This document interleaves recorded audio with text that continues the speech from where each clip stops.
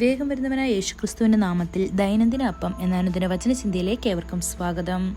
ഇന്ന് ഹൃദയത്തിന്റെ ആഗ്രഹം എന്ന വിഷയത്തെ ആസ്പദമാക്കി ചില കാര്യങ്ങൾ നമുക്ക് ചിന്തിക്കാം. അതിനാധാരമായ ഒരു വാക്യം വായിക്കാം. റോമർ 10 അധ്യായം 1 വാക്യം. സഹോദരന്മാരെ, അവർ രക്ഷിക്കപ്പെടണം എന്ന് തന്നെ എൻ്റെ ഹൃദയവാഞ്ചയും അവർക്ക് വേണ്ടി ദൈവത്തോടുള്ള യാചനയുമാകുന്നു. ഇവിടെ അപ്പോസ്തലനായ പൗലോസിന്റെ ഹൃദയത്തിന്റെ ഏറ്റവും ആഴമേറിയ ആഗ്രഹം നാം കാണുന്നു. ഇസ്രായേലിന്റെ രക്ഷയ്ക്ക് വേണ്ടി ദൈവത്തോടുള്ള അവന്റെ ആഗ്രഹവും പ്രാർത്ഥനയും. ദൈവത്തിന്റെ തിരഞ്ഞെടുക്കപ്പെട്ട ജനമായിരുന്നു ഇസ്രായേൽ. അവന്റെ സുഹൃത്തായ അബ്രഹാമിന്റെ പിൻഗാമികൾ. അവർക്ക് നിയമങ്ങളും വാഗ്ദാനങ്ങളും രക്ഷകൻ വരുന്ന വംശാവലി വഹിക്കാനുള്ള പദവിയും ലഭിച്ചു. എന്നിട്ടും ക്രിസ്തു അവരുടെ ഇടയിൽ പ്രത്യക്ഷപ്പെട്ടപ്പോൾ അവർ അവനെ സ്വീകരിച്ചില്ല. തിരുവെഴുത്ത് പറയുന്നു, അവൻ സ്വന്തക്കാരുടെ അടുക്കലേക്ക് വന്നു, സ്വന്തമായവർ അവനെ സ്വീകരിച്ചില്ല എന്ന്. ഇത് യോഹന്നാൻ 1 അധ്യായം 11 വാക്യത്തിൽ കാണപ്പെടുന്നു.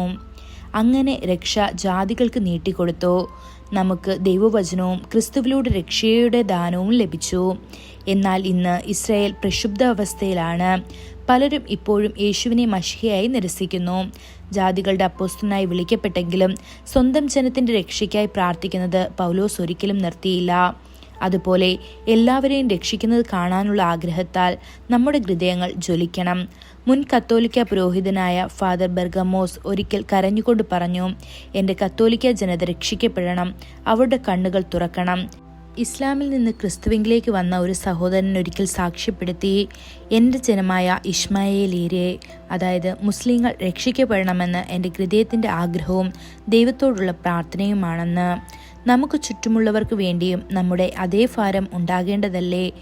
ഇസ്രായേലിന് വേണ്ടി മാത്രമല്ല, കത്തോലിക്കക്കാർക്കും മുസ്ലിങ്ങൾക്കും ക്രിസ്തുവിനെ ഇതുവരെ അറിയാത്ത എല്ലാവർക്കും വേണ്ടിയും നാം പ്രാർത്ഥിക്കണം. നമ്മുടെ സ്വന്തം കുടുംബങ്ങൾക്കും അയൽക്കാർക്കും സഹപ്രവർത്തകർക്കും രക്ഷ ആവശ്യമാണ്. നോഹയുടെ ദുഃഖം സങ്കല്പിക്കുക.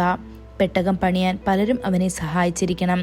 മരങ്ങൾ മുറിക്കുക, ആണികൾ അടിക്കുക, വിറക് വെട്ടുക. പക്ഷേ വെള്ളപ്പൊക്കം വന്നപ്പോൾ അവരെ പുറത്തു നിർത്തി.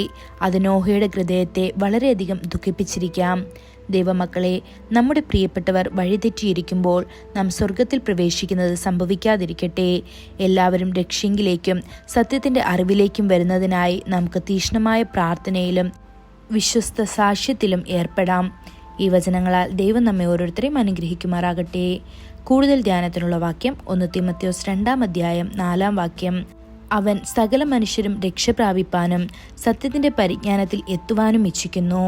ഇന്നത്തെ ബൈബിൾ വായന രാവിലെ 1 ശമൂവേൽ 7, 8, 9 അധ്യായങ്ങൾ. വൈകുന്നേരം ലൂക്കോസ് 9 അധ്യായം 18 മുതൽ 36 വരെയുള്ള വാക്യങ്ങൾ. ആമേൻ.